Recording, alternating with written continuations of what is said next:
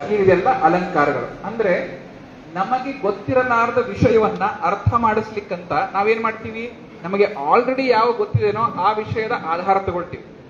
ಉದಾಹರಣೆಗೆ ನಾನು ಜಾಮೂನ್ ತಿಂದಿದ್ದೀನಿ ಅಂತ ಇಟ್ಕೊಳ್ಳಿ. ಯಾರೋ ಬಂದು ನನಗೆ ಕೇಳಿದ್ರು, ಅವರು ಜಾಮೂನ್ ತಿಂದಿಲ್ಲ. ಅವ್ರು ನನಗೇನ್ ಕೇಳ್ತಾರೆ, ಜಾಮೂನಿನ ರುಚಿ ಹೆಂಗಿರ್ತದೆ? ಅದಕ್ಕೆ ನಾವು ಅವ್ರಿಗೆ ಏನ್ ಹೇಳ್ಬೋದು, ಅಪ್ಪ ನೀನು ಜಾಮೂನ್ ತಿಂದಿದೀಯಾ ಅಂತ ಹೇಳ್ತೀನಿ ಮೊದಲು. ಅವ್ರು ಇಲ್ಲ ಅಂತಾರೆ. ಅದಕ್ಕೆ ನಾನೇನ್ ಹೇಳ್ತೀನಿ, ಹಂಗಾದ್ರೆ ನೀನು ಬೆಲ್ಲ ತಿಂದಿದ್ದೀನಪ್ಪ ಅಂತ ಹೇಳ್ತೀನಿ. ಹಾ ಬೆಲ್ಲ ತಿಂದಿದ್ದೀನಿ, ಹೆಂಗಿತ್ತು? ಸಿಹಿ ಇತ್ತು, ನಾಲ್ಗೆ ಎಲ್ಲ ರುಚಿ ರುಚಿ ಆಯ್ತು, ಮನಸ್ಸಿಗೆ ಖುಷಿ ಅನಿಸ್ತು. ಅದ್ರ 10 ಪಟ್ಟಾದ್ರೆ ಅದು ಜಾಮೂನು. ಏನ್ ಹೇಳಿದೆ ನಾನು? ಜಾಮೂನಿನ ಬಗ್ಗೆ ಅವನಿಗೆ ಹೇಳಿದ್ನ ಏನಾದ್ರು? ಏನ್ ಹೇಳಿದೆ? ಅವನಿಗೆ ಆಲ್ರೆಡಿ ಯಾವ ವಿಷಯ ಅವನಿಗೆ ಗೊತ್ತೋ, ಬೆಲ್ಲದ ರುಚಿ ಅವನಿಗೆ ಗೊತ್ತು.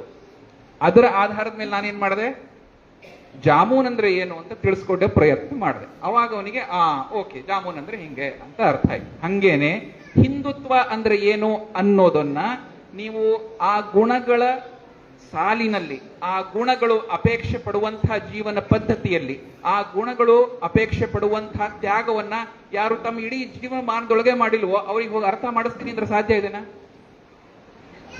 ಯಾವ ಇಸ್ಲಾಂ ಹೇಳ್ತಾ ಇದೆ ಜಗತ್ತಿನೊಳಗೆ ಒಂದೋ ಇಸ್ಲಾಮಿ ಇರಬೇಕು, ಇಲ್ಲ ಅಂದ್ರೆ ಈ ಜಗತ್ತಿನೊಳಗೆ ನಿನಗೆ ಬದುಕಲಿಕ್ಕೆ ಅರ್ಹತೆ ಇಲ್ಲ ಅಂತ ಹೇಳ್ತಾ ಇದ್ದೇನೋ? ದಾರುಲ್ ಹರ್ಬ್ ಆಗ್ಬೇಕು, ದಾರುಲ್ ಹರ್ಬ್ ಇದೆ, ನಾನೇನ್ ಮಾಡ್ಬೇಕು ಅದನ್ನ ದಾರುಲ್ ಇಸ್ಲಾಂ ಮಾಡ್ಬೇಕು ಅಂತ ಹೇಳ್ತಾ ಇದ್ದೇನೋ? ಅದನ್ನ ನಾವು ಹೋಗಿ ಇಲ್ಲಪ್ಪ ಇಲ್ಲ ಸರಿ ಇಲ್ಲ ಅಂತ ನಾವು ಹೇಳೋದಾದ್ರೆ ಅವ್ರು ಒಪ್ಕೊಳ್ತಾರ?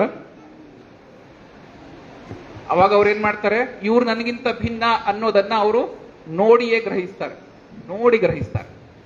ಹಿಂದೂ ಅನ್ನೋ ಅರ್ಥ ಶಬ್ದದ ಬಳಕೆ ಬಂದಿದ್ದು ಈ ಒಂದು ರೀತಿಯೊಳಗೆ ಅಂತ ಹೇಳಿದ್ದೆ.